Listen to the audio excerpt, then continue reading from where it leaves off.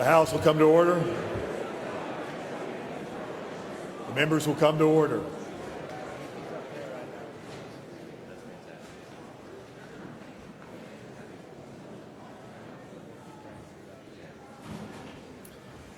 Members and guests, welcome to the first joint session of the second regular session of the 59th Oklahoma Legislature.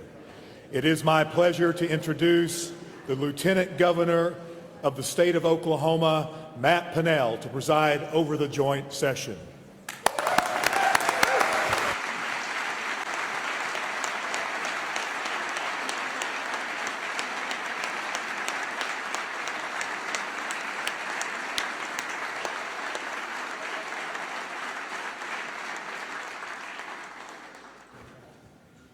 Welcome, ladies and gentlemen, and honored guests. It is my distinct privilege to call the first joint session of the second regular session of the 59th Oklahoma Legislature to order.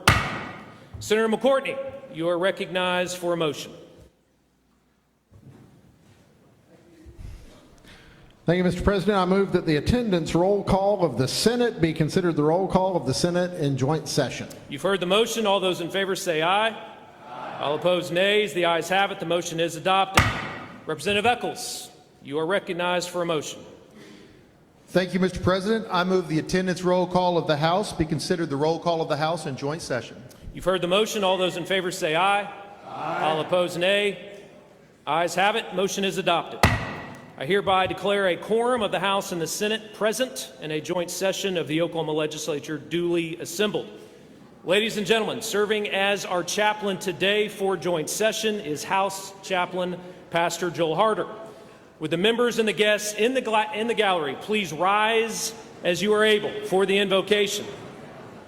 Following the invocation, please remain standing for the posting of the colors by the Choctaw High School Air Force Junior ROTC. Pastor Joel Harder. Thank you, Mr. Lieutenant Governor. Would you please pray in your tradition as I pray for you in mine. Heavenly Father, I thank you for the gift of this new day, this new season, and these chosen servants who lead us. We trust your hand has been upon each of their lives, and each brings skill, perspective, and conviction to their task. Today marks the start of something new. Prepare us all as we hear vision and direction for our state. I pray for Governor Kevin Stitt as he speaks to us and to our state today. Grant to him an extra portion of your grace and presence, strength and wisdom. Protect his family, their home, and lives as the responsibilities of this year pull on him. I pray for our Lieutenant Governor, Matt Pinnell, and for every member of the governor's administration who serve in agencies leading the men and women who are serving millions of Oklahomans each and every day. Today also marks the season that is ending as leadership in the House and Senate transitions. God, I thank you for Speaker Charles McCall, for his friendship to so many across this room and beyond, and I pray for President Pro Tem Greg Treat. I thank you for the leadership they have and continue to provide in our legislature. God, we don't have to look far around us to see the difference it makes when a leader sets their focus to run their race to the end, to run it fully, and to run it well. I pray for them and their families, especially the Treats today. Inspire and protect them as they lead the House and Senate this year. And Lord, I do lift up the House and Senate Democratic leaders, Representative Cindy Munson, Senator Kay Floyd. Give each grace sufficient for the day and skillful wisdom in the days ahead. And Father, for all who serve our state, our judiciary, for those elected to serve in this Capitol, God, we know that the work done in this session matters, and before that work begins, I commit to you the people who will do that work. Bless them, keep them, protect them, and guide them. In the quiet of this moment, God, remind us there's nothing we can desire, no plan we can devise, no strength we can muster that compares to the incredible, wonderful, and perfect plan you have. You can do more than we ask or imagine. God, for each one this session, I pray that we need more and not less wisdom from our leaders, more and not less patience and peace, more and not less innovation and creativity, more and not less integrity, confidence, belief, and hope in the future for all in Oklahoma. To the God of the ages, I pray. Amen.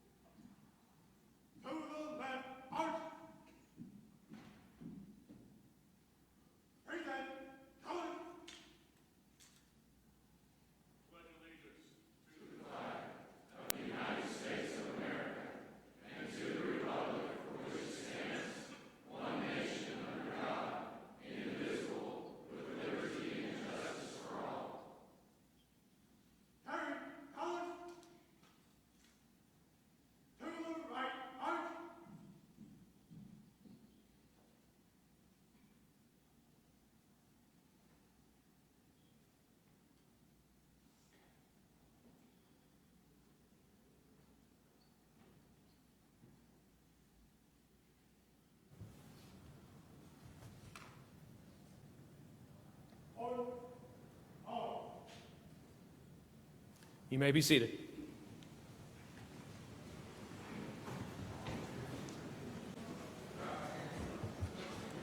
But not long. Ladies and gentlemen, please stand and recognize the officers of the executive branch and our statewide elected officials.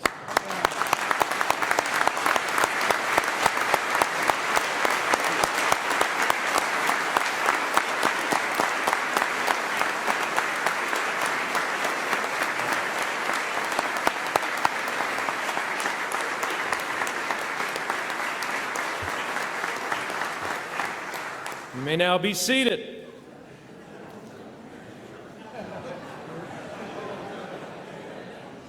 Ladies and gentlemen, it is my distinct pleasure to announce the arrival of representatives of each of our statewide courts. Please stand as you are able as the House and Senate Sergeant of Arms escorts the judges of the Court of Civil Appeals, led by Presiding Judge Barnes, the Court of Criminal Appeals, led by Presiding Judge Scott Rowland, and the Justice of the Supreme Courts, led by Chief Justice John Kane, into the chamber.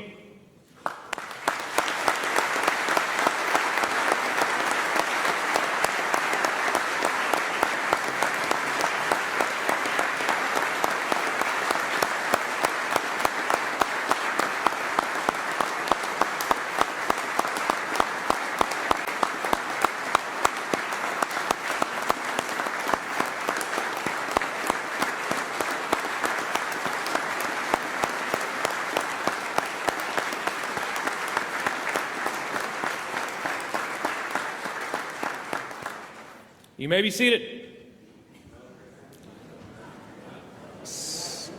You may be seated. Senator McCourtney, you are recognized for a motion.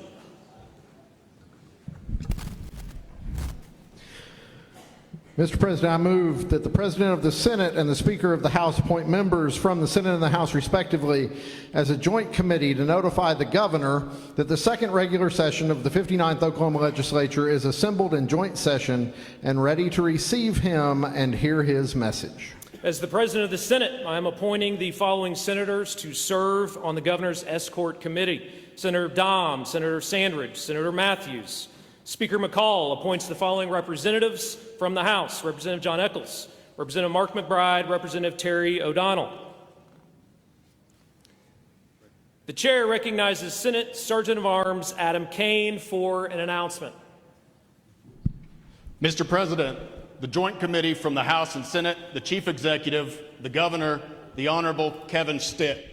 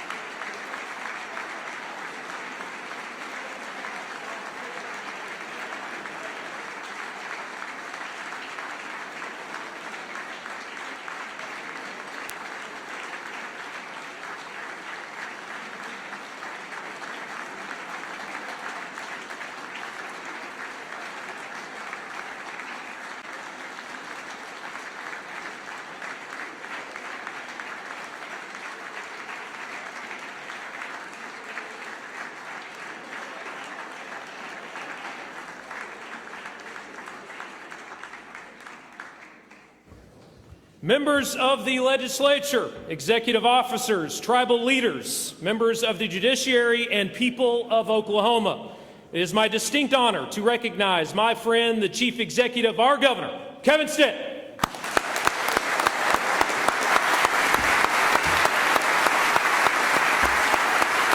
Thank you. Thanks so much.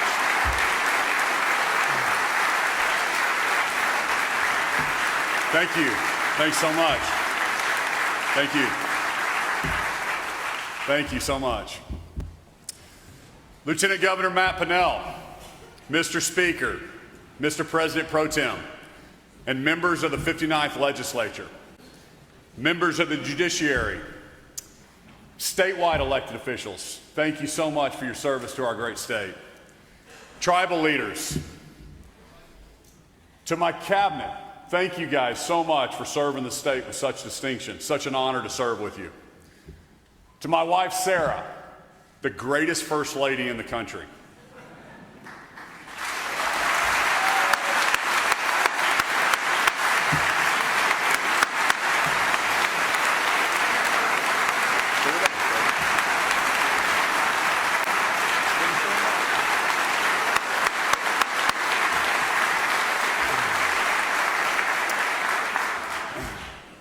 To my children who are with me today, and my son-in-law.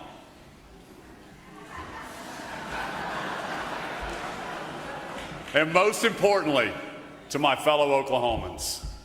First off, I want to give thanks to my Heavenly Father for allowing me to serve in this position and for all the blessings that He has for our great state. It is my honor and privilege to stand before you today to give my 6th State of the State address.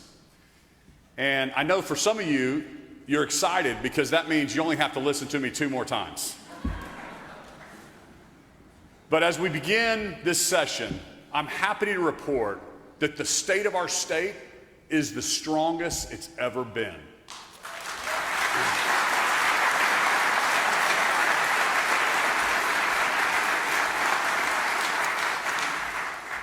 As part of our 6th session, I want to recognize, before we get started, Lieutenant Governor Matt Pinnell, President Pro Tem Greg Treat, Speaker Charles McCall, for all the hard work that they've done over the last 5 years.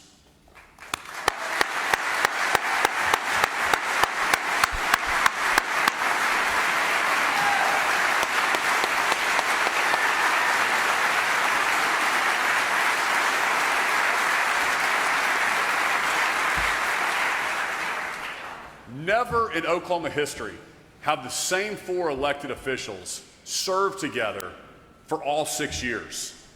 And we haven't always agreed, but we've accomplished a great deal working together for the people of Oklahoma. So proud to work with you guys. Thank you so much for your service.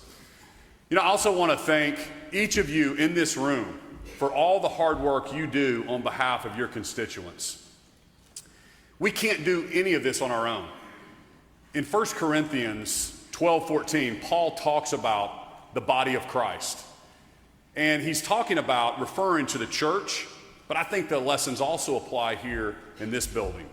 We have to work together to accomplish and move our state forward.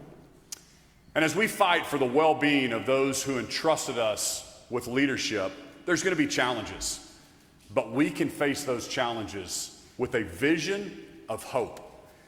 And hope comes from neighbors walking with neighbors and churches and communities coming alongside those in need. We are so blessed in Oklahoma to have people who bring that hope to those who are in some of the most hopeless situations. And today, I want to highlight Gail and Mike Priest. They are founders of the 99+1 Foundation. They renovated an old nursing home into a home for young women aging out of the foster care system. Their guiding scripture is Matthew 18:14. Even so it is the will of your Father which is in heaven that not one of these little ones should perish. They truly have a heart for the Lord, and they are teaching young women that their future can be better than their present. The women that they care for are some of the most at risk for human trafficking. Send me legislation that further protects our most vulnerable populations from those who seek to exploit them. We have Gail and Mike. They're here with us today, and we're so proud to have you in our state. Would you please stand up?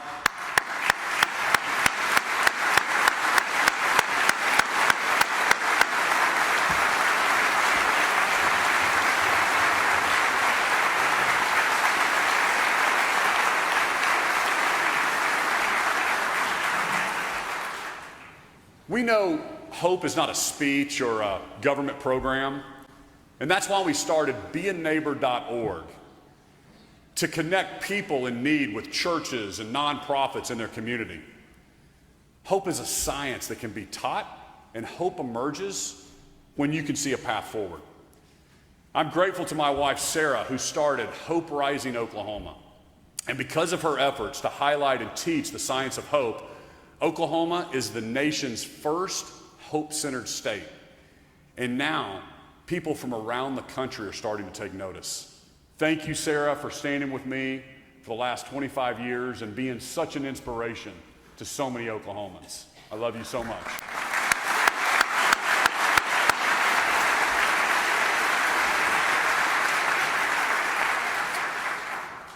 Hope comes from hard work, because we know that we are designed by our Creator to work, to provide for our families, and to contribute to society.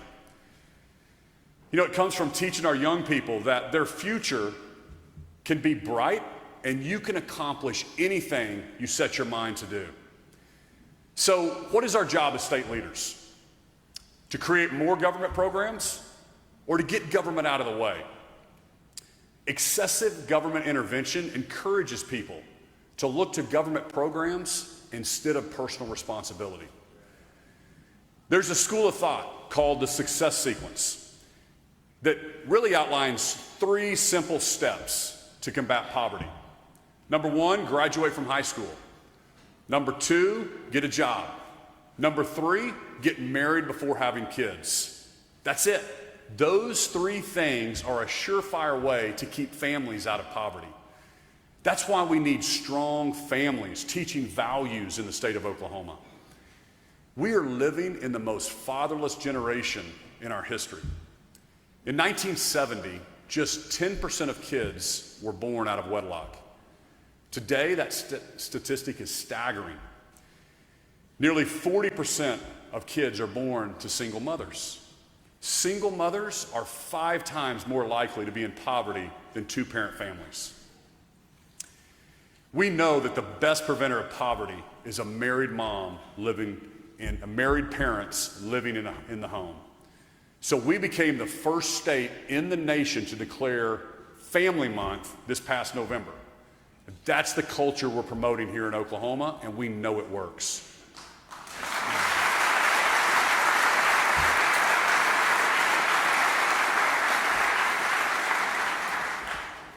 In 2019, I addressed this body for the very first time, and I laid out a vision to make Oklahoma top 10 in everything that we do.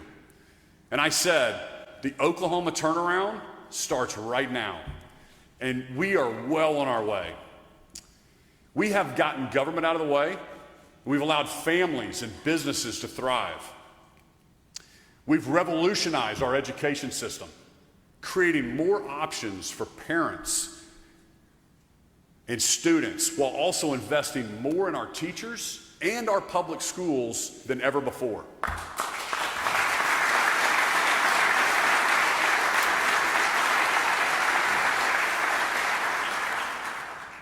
We've cut excessive regulations and made it easier for businesses to navigate state government. Since then, it has become even more clear to me, government is not the answer.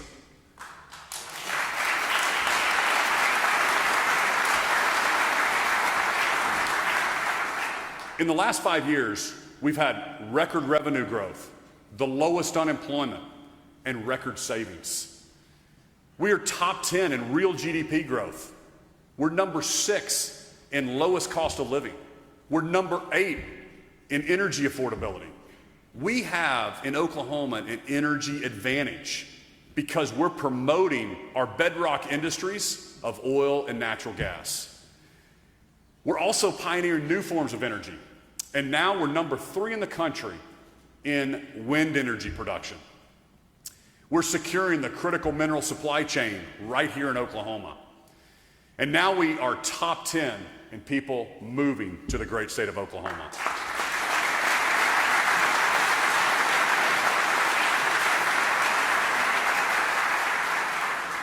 People are now looking at Oklahoma as the example of a shining city on a hill. I want each of you and all of us in this room to take a moment to consider what is possible in Oklahoma over the next 20 years. The Oklahoma you want your children and your grandchildren to live in.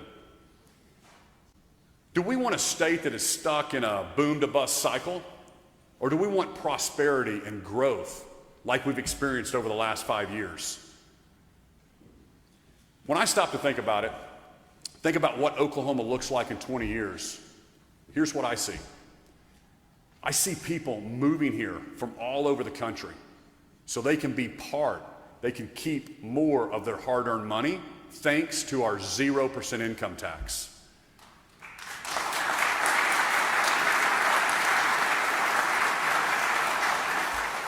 I see entrepreneurs flocking here, and we are the business headquarters capital of the world. Because of our energy advantage, we're the manufacturing, the AI, and the data center capital of the world. Our schools, our colleges, our universities are teaching kids how to think, not what to think. And students from all over the country are coming to Oklahoma to take part in the free flow of ideas.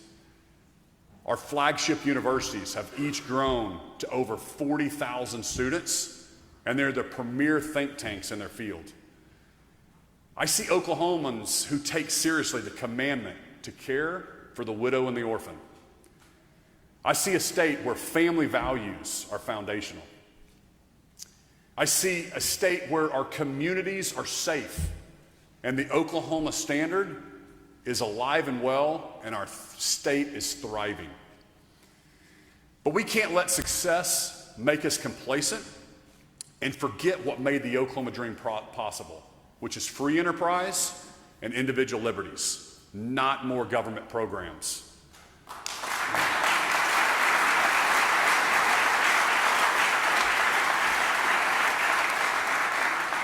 Ladies and gentlemen, now is our time to shine. If we're a top 10 state, all boats will rise. Education, infrastructure, healthcare, quality of life. It's not that complicated. The economy is going to follow the path of least resistance. Our job is to make Oklahoma the state where it is easiest to start and grow a business. So let's talk about how to get there. To accomplish our vision and to create the most business-friendly state where freedom and opportunity abound for every single person, a top 10 state for generations to come, we need to limit the growth of government. We cannot keep putting more burdens on our taxpayers. Kevin O'Leary from the Shark Tank came to visit Oklahoma a couple weeks ago. And as he explores places to make new investments, he says he would never invest in states like California, New York, because of their overregulation and their taxes. Oklahoma has the business environment he is looking to tap into. To be the best state for business and attract top-level CEOs, we need to keep pushing business-friendly policies and reducing burdensome regulations. I'm calling on the legislature to take a page out of Delaware and Texas's playbook. And let's set up a system of courts specifically designed to address business disputes. Okay, businesses need assurances that disputes will be adjudicated by courts with expertise in business law. Next, I'm calling on local governments to join us in the effort to be the most business-friendly state in the nation. If our local governments are levying huge permitting fees or delaying projects, it will chill investments and cause companies to look elsewhere. We have to match our competition, Dallas and Kansas City and Denver and Houston, to make Oklahoma the business headquarters capital of the world. We're going to be inviting energy companies to come here and join the ranks of Devon and Williams and Continental and ONEOK. We want more retail giants like Hobby Lobby and Brahms and Quick Trip to call Oklahoma home. We want to keep building our aerospace and our defense industry, like companies like American Airlines and Boeing and Lockheed Martin. We want to secure the critical mineral supply chain and loosen China's grip on these technologies.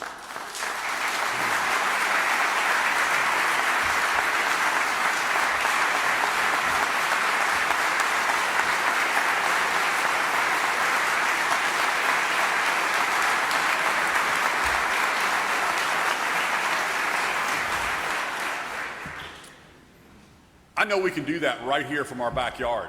We already have companies like Blue Whale, Rare Earth USA, and Stardust. They're setting up shop, and they're part of that critical mineral supply chain we need for our national defense.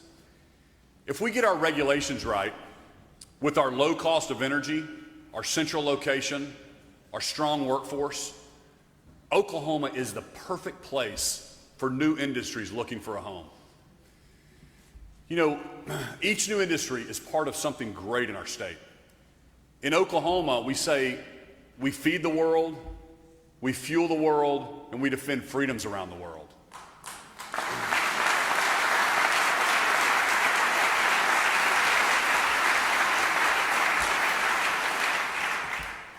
But let's make sure we have a sustainable government budget to solidify our prosperity for years to come. Listen to this. New York, they have 19.8 million people, and their annual budget is $233 billion a year. Florida, one of the fastest growing states, it's actually bigger than New York, with 22 million people. Their annual budget is half that, about $116 billion a year. Florida doesn't have an income tax. New York is at 10.9%. Last year, I called on the legislature to cut the personal income tax from 4.75% to 3.99%. I've called 3 special sessions to try and give Oklahomans a pay raise. Instead, our reoccurring expenses grew last year by over $1.14 billion. And that doesn't include one-time expenses like ARPA. You know, with record savings and surpluses, I'm asking us all, if not now, then when? In the 1990s, we were at a 7% income tax. So I'm renewing my call. Let's get us Oklahoma back on the path to zero. You've heard me say year after year, we don't need more taxes, we need more taxpayers.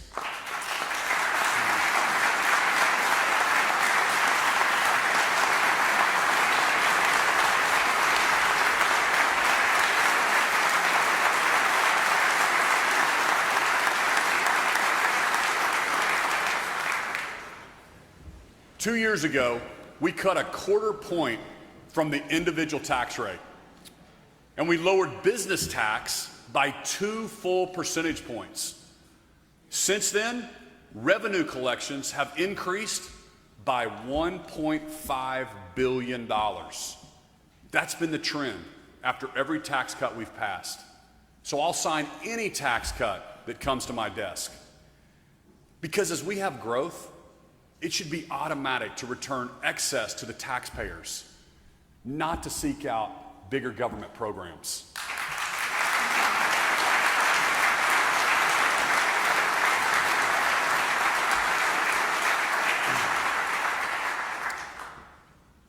If more government spending was the answer, Florida would be falling apart. The opposite is true. It's states like New York and California that are falling apart. They're facing huge, massive budget crises. And people are moving here every single day from states like California because they see opportunity and they see freedoms and they see they can keep more of their hard-earned money. It's not tax cuts that will get us in trouble. It's the unrestricted growth of government. That's why I'm calling for flat budgets across government this year. To be clear, I'm not advocating for cutting core services. What I am advocating for is a sustainable amount of growth where we are funding our needs, not our wants. Listen, there is never a shortage of new programs or someone pitching a good idea. In politics, you're only criticized for saying no. It's easy to feel like the wind is at our back and we're leading when we're always saying yes.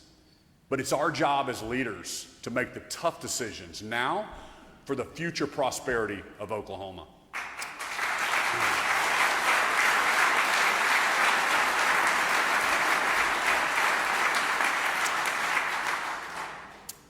A strong economy is essential to being the most business-friendly state. But we also have to have an education system that meets our workforce needs. Thanks to everybody in this room, or almost everybody, we led the nation by passing the revolutionary parental choice tax credit last year.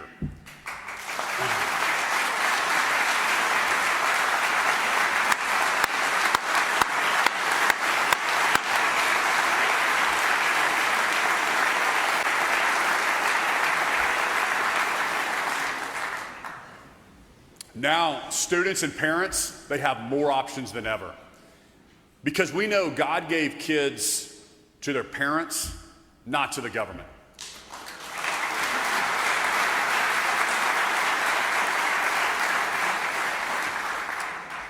Emily McDonald, she's an Edmond mom of 3, and she sent her kids to their zip code school. Her oldest child is thriving in public schools. Her second child, a boy with autism, he faces struggles as well, but he has also gotten the support he needs at his school. But her younger daughter, she came home from school crying every single day because of the way other students treated her as she stood up for her brother with autism. Emily had recently lost her husband and was raising these 3 children on her own. She saw her daughter starting to fall behind academically because of the bullying she was experiencing. And on a single income, she didn't know how she'd be able to afford to send her daughter to another school. The tax credit program was in the works, so she took a leap of faith and she enrolled her daughter in a private Christian school, praying that they would be approved for the tax credit. Well, I am happy to report her daughter is thriving in her new school. In just half a school year, she has jumped 3 grade levels in reading. Emily is with us today, and I wanted to recognize her and her daughter. Would you please stand up?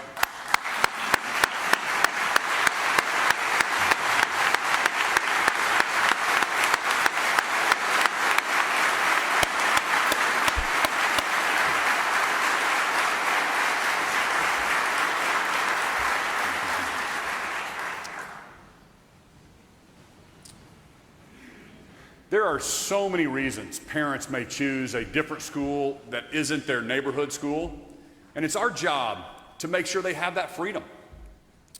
You know, looking forward, let's focus on opening the door to more workforce-oriented schools so that every kid in Oklahoma is college ready or they're career ready.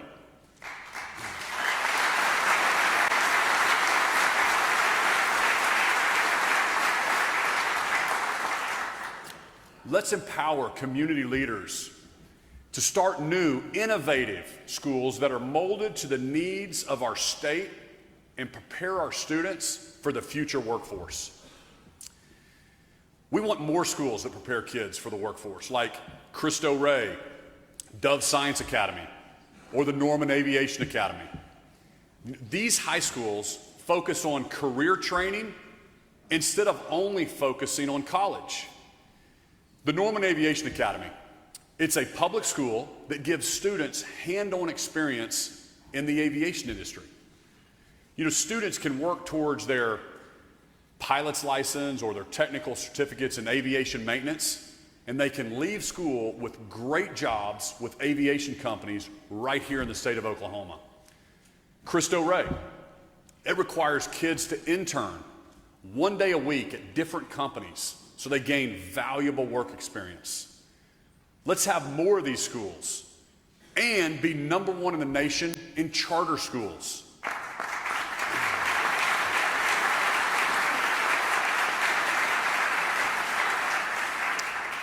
Especially when we're already proving that they work so well. Oklahoma is top 10 in charter school performance. Not only that,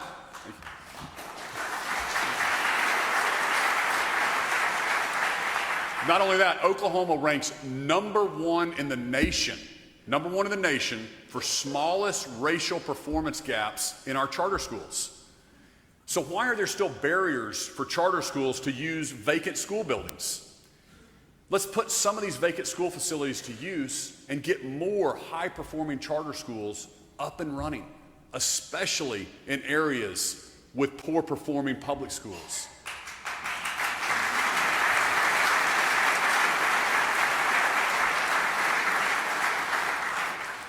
More schools, more innovation, more freedoms. Send me legislation that paves the way for more charter schools and gives students more options. Additionally, I want to empower our colleges and our universities to be the very, very best in the nation. And to be the best, we need to shift our focus to outcome-based higher education models and stop subsidizing institutions with low enrollment and low graduation rates. Technology has transformed the way we do higher education. So we can't keep relying on 20th century education models to bring our students into the future workforce. You know, each college and university needs to focus in on the subjects they are best at and become the premier institutions in their area. Send me legislation that incentivizes models that fulfill our state's workforce needs. I also want our regents to focus on consolidating colleges and universities that aren't meeting this standard. In Oklahoma, education freedom is for every single student at every single level. We cannot be the best state for businesses and have the greatest education system and the greatest universities, but if we don't have safe communities, nobody's going to want to live here. So I want to be clear. Oklahoma is a law and order state.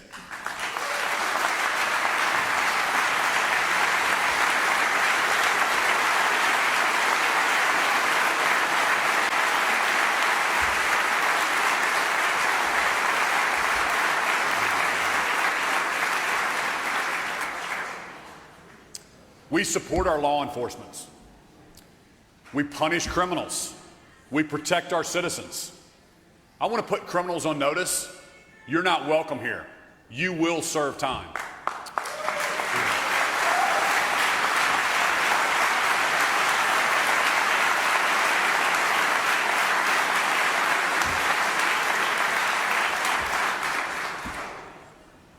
We also believe in fair sentences.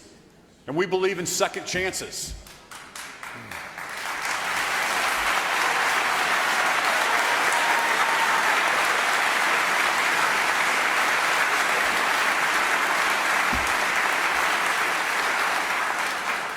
I knew I'd get the Democrats going in a second.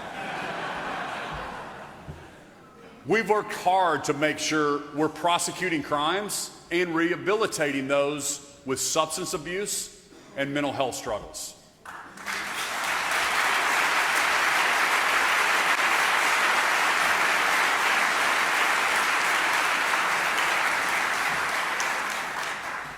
And we're focusing on eliminating barriers for those who have served their time. With the efforts like the Sarah Stitt Act and our drug court system, we're now number 2 lowest in the nation in recidivism rates.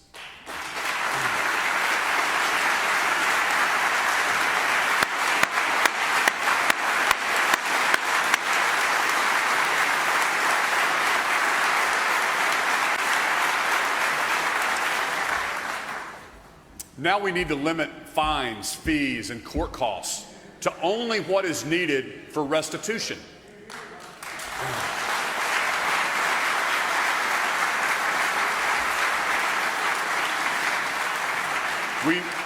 We need to address civil asset forfeiture.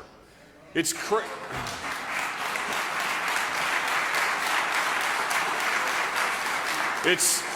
crazy to me that somebody can be pulled over, have their cash and their truck taken for an alleged crime, get acquitted of that crime, but never get their property back. That isn't fair, and we need to make sure that's not happening in the state of Oklahoma.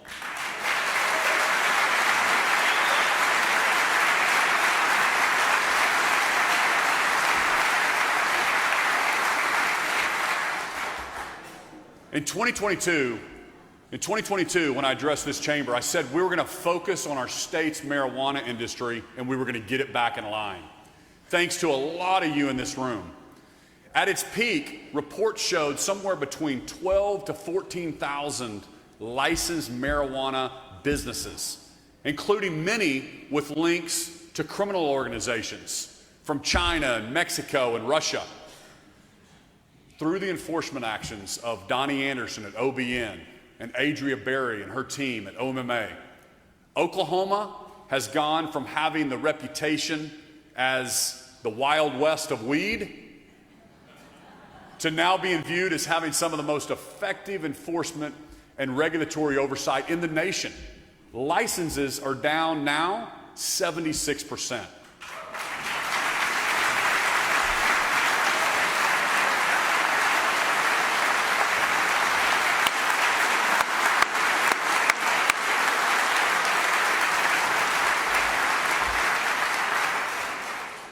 We have to keep bad actors like the drug cartels out of the state of Oklahoma. And that starts with securing our country's southern border.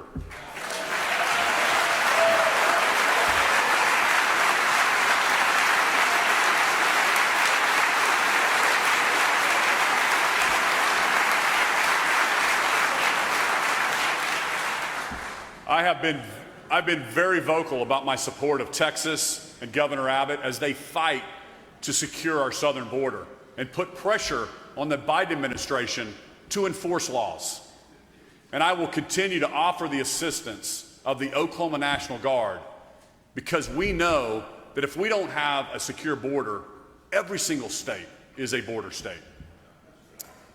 Let's take a moment now to recognize the service of those in our National Guard under the leadership of Major General Tommy Mancino.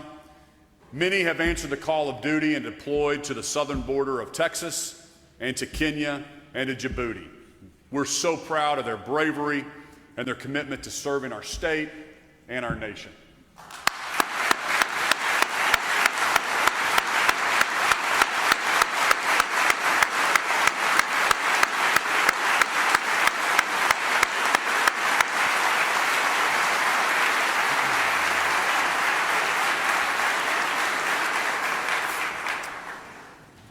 As I talk to people around the state, they tell me that they want a state government that works efficiently, treats them fairly, and protects their fundamental rights. Many Oklahomans I talk to want clarity about who has authority to do what in our state. And that's because today our state is dealing with the fallout from the McGirt decision. It's a decision that has rocked our state and caused division where previously there was none. But I know there's a path forward. Because of the success we've found negotiating compacts with the Apaches, the Chickasaws, the Citizen Potawatomi, and the Wyandotte governments just over the last few weeks.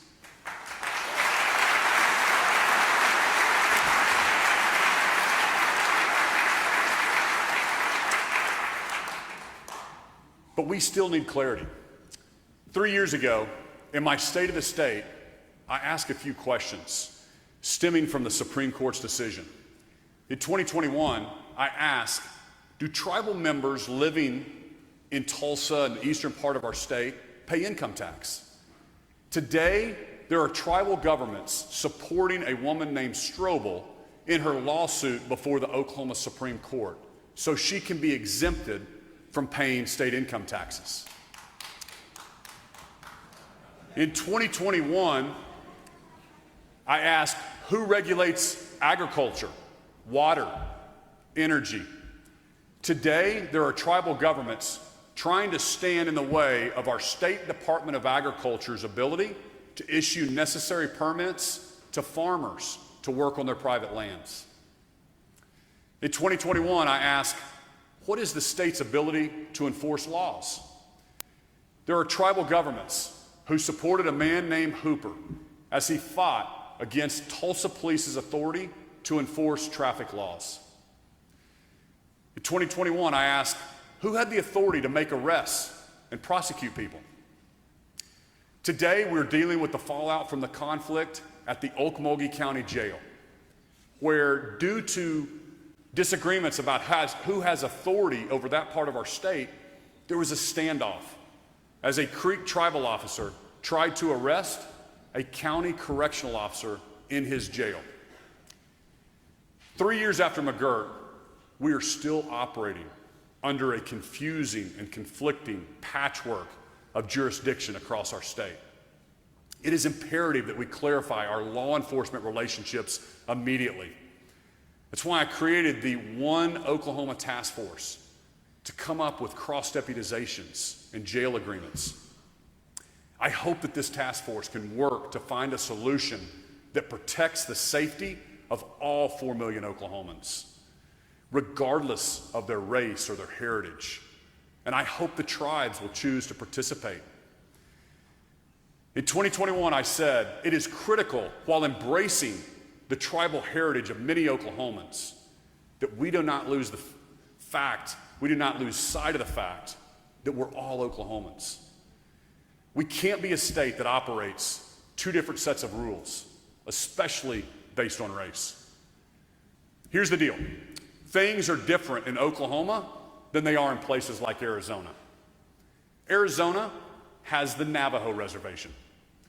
And it is true, tribal members who live on the Navajo Reservation do not pay taxes to the state of Arizona. But here's what's also true. The state of Arizona doesn't build roads on the reservation. They don't fund hospitals, they don't fund public schools or airports on the reservation. They don't send the Arizona Highway Patrol to enforce laws on the reservation.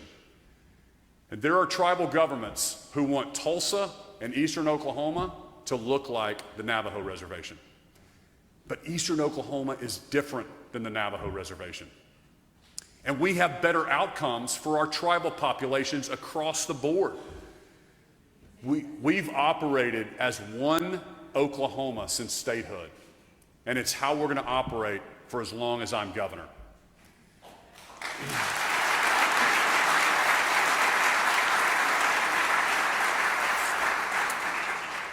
Stand with me to protect one unified Oklahoma. Before I wrap up, I want to challenge each of us in this room to consider two things. One, who are we allowing to influence the laws that we make? I love how Boone Pickens put it. You know, he said when people try to influence him, he would ask himself, do they have a vested interest in what they're trying to push? Who are we letting influence us here in this building? Are special interests dominating, or are the interests of all 4 million Oklahomans guiding our decisions? And the second question is, what legacy are we going to leave the future Oklahoma? We need to be working for the next generation, not the next election. Are we leaving Oklahoma better than we found it? Are we willing to risk everything to do the right thing? Or will we risk the dream of Oklahoma's future for personal gain? Ronald Reagan said this: there are no easy answers, but there's simple answers. We must have the courage to do what we know is morally right. What are we doing today to protect this Oklahoma we love for our children and our grandchildren? If that isn't our sole focus, we are here for the wrong reasons. Governing should be about making the tough decisions, not what's easy or convenient. And as I conclude today, I want to declare, as for me and my house, we will serve the Lord.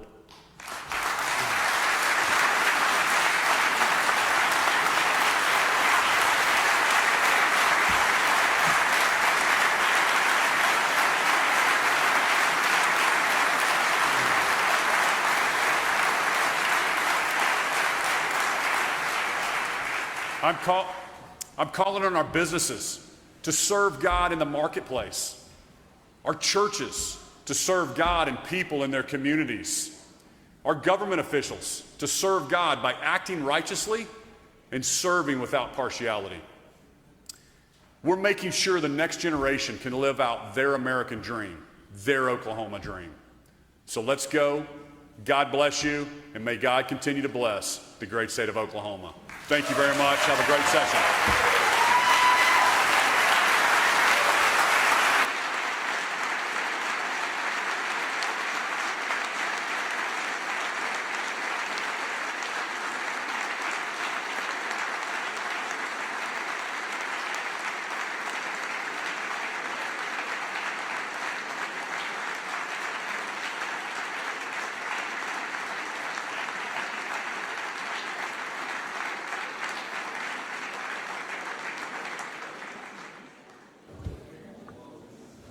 Representative Eccles, you are recognized for a motion.